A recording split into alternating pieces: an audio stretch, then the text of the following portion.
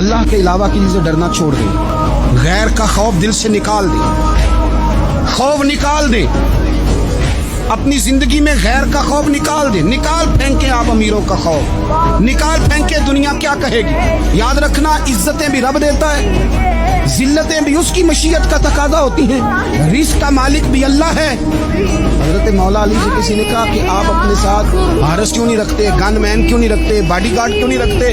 تو حضرت علی فرمانے لگے موت سب سے بڑی محافظ ہے، وقت سے پہلے آتی نہیں، آ سکتی نہیں۔ آپ غیر کا خوف نکال باہر پھینکیں۔ ایک جملہ میدان کربلا میں امام حسین نے کہا تھا، ایک جملہ، اور وہ جملہ اتنا طاقتور ہے کہ اگر سونے کے پانی سے لکھا جائے، ہیروں سے تولا جائے تو یہ ساری چیزیں کمزور پڑ جائیں۔